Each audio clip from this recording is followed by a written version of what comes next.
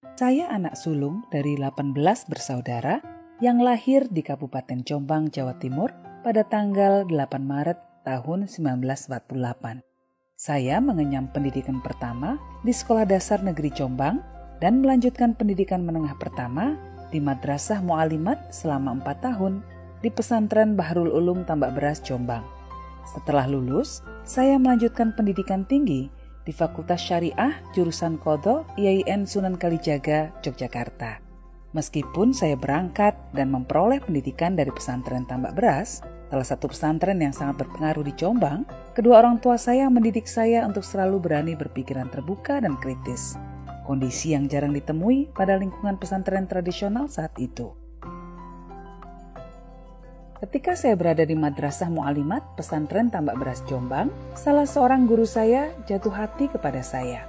Beliau adalah keponakan Kiai Abdullah Fattah sendiri yang bernama Abdurrahman Ad-Dakhil atau lebih dikenal dengan nama Gus Dur.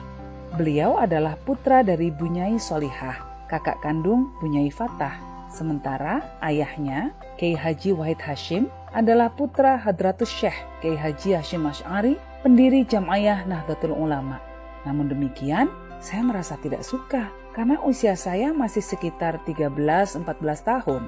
Sekalipun hampir setiap hari Gus Dur berkunjung ke rumah untuk bermain catur dengan ayah saya, namun hati saya tetap belum tergerak untuk menerimanya. Akhirnya, Gus Dur memutuskan untuk menerima beasiswa belajar di Universitas Al-Azhar Kairo, Mesir. Dari Kairo, Gus Dur rajin berkirim surat kepada saya yang saat itu sudah berada di Yogyakarta untuk meneruskan kuliah di Fakultas Syariah IAIN Sunan Kalijaga, Yogyakarta. Sementara itu, mata kuliah yang diberikan di Universitas Al-Azhar Kairo sudah banyak yang didapatkan Gus Dur di tanah air. Oleh karena itu, Gus Dur menjadi malas untuk kuliah. Ia lebih suka nonton bola, nonton bioskop, atau aktif di Perhimpunan Pelajar Indonesia di Kairo. Akibatnya, ia harus keluar dari Universitas Al-Azhar Kairo. Gus Dur kemudian memutuskan untuk pindah ke Universitas Baghdad, Irak. Di sana, Gus Dur mulai belajar dengan serius. Kondisi Gus Dur yang seperti itu mendorong saya untuk berpikir tentang hidup dan kehidupan. Manusia hidup pasti akan diikuti dua hal, kaya, miskin, senang, susah, gagal, berhasil. Dan saat ini, Gus Dur pasti sedang dalam kondisi prihatin. Mengingat hal itu, saya ingin memberikan support mental kepadanya. Walaupun pada waktu berangkat ke Mesir, saya sampaikan kepada Gus Dur sebagai balasan surat yang diberikan kepada saya bahwa jodoh itu hanya Tuhan yang tahu. Kalau memang jodoh, sekalipun berjauhan, pasti akan bertemu. Tapi kalau bukan jodoh, sekalipun berdekatan, tetap tidak akan bisa bersatu. Namun kali ini saya tuliskan kepadanya bahwa ia telah berhasil menumbuhkan benih cinta di hati saya.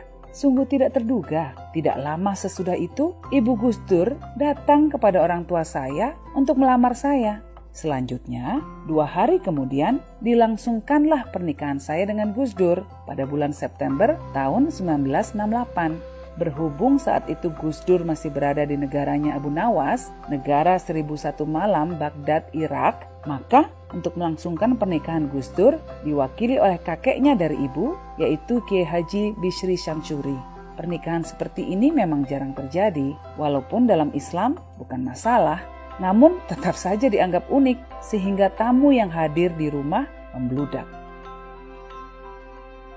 3 tahun kemudian Gus Dur pulang ke tanah air. Orang tua Gus Dur meminta untuk diadakan resepsi pernikahan pada tanggal 11 September 1971 di rumah saya di Kepanjen, Jombang. Lalu esok harinya di tempat Gus Dur di Pondok Pesantren Denanyar, Jombang. Kami dikaruniai 4 orang putri yang kami beri nama Alisa Kotrunada Munawaroh, Zanuba Arifah Hafsah, Anita Hayatun Nufus, dan Inayah Wulandari. Untuk beberapa saat, antara tahun 1972 dan 1980, kami mengarungi kehidupan di pesantren Mambaul Ma'arif, Denanyar, Jombang. Di sini saya membantu mengajar di pesantren Denanyar, di pesantren Tebu Ireng, dan di pesantren Darul Ulum Rejoso, Jombang, sambil berjualan kacang dan es lilin yang saya bungkusi pada malam hari dan paginya dijajakan oleh anak-anak kampung. Tahun 1980, kami sekeluarga pindah ke Jakarta. Di Jakarta, saya mulai bekerja sebagai wartawan majalah keluarga, yaitu majalah Zaman, kemudian majalah Pria, yaitu majalah Matra. Kedua majalah itu merupakan bagian dari majalah Tempo, tempat Syu'ban Asa berkarya. Di samping itu, saya juga membantu mewakili organisasi muslimat di Kongres Wanita Indonesia atau KOWANI dan di Komite Nasional Kedudukan Wanita atau National Commission on the Status of Women Indonesia. Memang sejak remaja, pemikiran kritis dan perhatian saya terhadap kondisi perempuan di Indonesia sangat besar. Saya melihat betapa peran dan kedudukan perempuan masih banyak yang direndahkan, terutama di komunitas masyarakat Islam. Saya melihat adanya penafsiran yang masih bias gender terhadap kondisi perempuan dalam ajaran agama Islam. Kondisi ini mengakibatkan adanya anggapan di sebagian masyarakat bahwa kedudukan perempuan tidak setara dengan laki-laki. Padahal Nabi Muhammad SAW mengajarkan untuk selalu memuliakan perempuan, karena sebenarnya perempuan adalah tokoh sentral dalam kehidupan umat manusia. Sebab perempuan mengemban tugas suci, melahirkan dan mendidik anak manusia. Faktor inilah yang akhirnya mendorong saya dan teman-teman melahirkan Forum Kajian Kitab Kuning atau FK3 untuk menelaah kitab-kitab kuning yang masih bias gender. Kitab kuning pertama yang kami telaah adalah kitab Uqudul Jan bi Bayani Huququ al-Zawjain tentang hak dan kewajiban suami istri karya Syekh Nawawi Al-Bantani. Hasil kajian yang telah kami rewrite dan kami terbitkan, Wajah Baru Relasi Suami Istri dalam bahasa Indonesia dan bahasa Arab, Kembang Setaman Perkawinan, penerbit Kompas 2005, dan masih banyak lagi yang lain. Keingintahuan akan peran agama dalam kehidupan perempuan mendorong saya untuk menimba ilmu dengan mengikuti kuliah di Kajian Perempuan dan Gender Universitas Indonesia. Namun di awal semester kedua, saya mengalami kecelakaan mobil yang mengakibatkan terbatasnya gerak dan aktivitas saya secara fisik. Namun saya tidak patah semangat. Setelah cuti selama 1,5 tahun, saya melanjutkan lagi kuliah S2 tahun 95 sampai tuntas. Saat lift gedung Pascasarjana Universitas Indonesia rusak, selama 1 semester saya harus diangkat dengan menggunakan tandu bambu oleh satpam kampus dari lantai 1 ke lantai 4. Ini adalah sebuah tantangan bagi saya. Karena saya tahu persis bahwa yang membutuhkan ilmu itu adalah saya, bukan fakultas. Oleh karena itu, setiap kali diangkat dengan tandu, hati saya selalu membisikkan kata-kata. Nah, kalau begini kan seperti Jenderal Sudirman. Bedanya, kalau Jenderal Sudirman ditandu untuk merebut kemerdekaan, tetapi saya ditandu untuk merebut masa depan. Perempuan jelas memiliki peran yang tak tergantikan dan sangat terhormat dalam masyarakat. Sehingga sudah selayaknya perempuan memiliki kedudukan, hak dan kewajiban yang tidak berbeda dengan laki-laki. Perempuan adalah seorang ibu yang menjadi muara atau oase dari perjalanan panjang peradaban umat manusia. Perempuanlah yang mengajarkan tentang makna hidup dan kehidupan. Dan perempuan pula lah yang memperkenalkan tentang cinta dan kasih sayang. Keyakinan akan kesetaraan bagi semua orang inilah yang mendorong tekad saya untuk selalu berada di depan dalam membela kaum yang tertindas atau terpinggirkan, tanpa memandang latar belakang suku, agama, ras, atau bahkan golongan orang-orang yang dianggap memiliki perilaku menyimpang dari kelaziman kehidupan sosialnya sekalipun.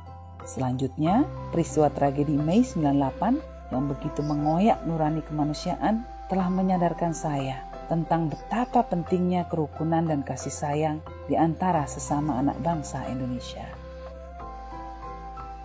Saya berhasil menyelesaikan jenjang S2 Program Studi Kajian Wanita Universitas Indonesia tahun 1998. Pada tanggal 20 Oktober 1999, saya mendampingi Gus Dur yang terpilih sebagai Presiden Republik Indonesia yang keempat. Saat mendampingi Gus Dur sebagai ibu negara, selain memikirkan kemajuan bagi perempuan, saya juga terdorong untuk menciptakan program-program yang berhubungan dengan pluralisme dan kemanusiaan. Saya ingin bangsa Indonesia lebih mengerti dan memahami tentang pentingnya Pancasila dan Bhinneka Tunggal Ika dalam kehidupan berbangsa dan bernegara.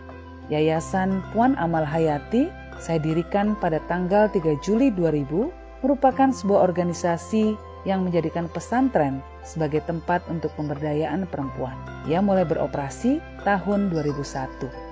Yayasan ini bertujuan untuk mendukung efektivitas perjuangan dalam membela hak dan membebaskan kaum perempuan dari belenggu ketertindasan dan keterbelakangan melalui jalur pesantren. Saya memiliki keyakinan kuat bahwa Islam mengajarkan persamaan kedudukan antara laki-laki dan perempuan. Islam sangat menghargai dan sangat menghormati perempuan. Islam menempatkan seluruh umatnya setara di hadapan Tuhan Yang Maha Esa. Saya ingin mengedukasi masyarakat bahwa Islam tidak menempatkan kedudukan perempuan di bawah laki-laki seperti yang selama ini dipersepsikan oleh sebagian masyarakat Muslim. Walaupun Gus Dur telah meninggal, saya harus tetap menyuarakan tentang hak asasi manusia, pemberdayaan perempuan, dan kebebasan beragama sama seperti yang suami saya lakukan saat beliau masih hidup. Kegiatan yang saya lakukan untuk kaum minoritas sering bertentangan dengan kelompok garis keras. Selama 16 tahun terakhir, saya selalu berkeliling Indonesia pada setiap bulan Ramadan, membuat acara sahur bersama antar agama dalam rangka mempromosikan toleransi. Ini juga saya lakukan untuk bisa menyapa para kaum duafa dan mereka-mereka yang masih tertinggal secara ekonomi. Saya tidak tinggal diam saat ada pihak-pihak yang mencoba mengganggu jalannya kegiatan seperti ini, dan saya terus menyuarakan tentang toleransi. Saat ditanya oleh salah satu pembawa acara TV, kenapa saya melakukan hal seperti sahur bersama antar agama, saya menjawab, karena kita semua bersaudara, dan saudara selalu saling menjaga, saling bertolong-tolongan, saling menghormati, dan menghargai satu sama lain. Saya Sinta Nuriyah Wahid, Ibu Negara Indonesia keempat, tidak akan pernah lelah menyuarakan tentang kebebasan beragama dan membela hak-hak konstitusional kelompok minoritas, perempuan, dan kelompok terpinggirkan. Untuk dedikasinya, Ibu Sinta mendapatkan pengakuan dan apresiasi.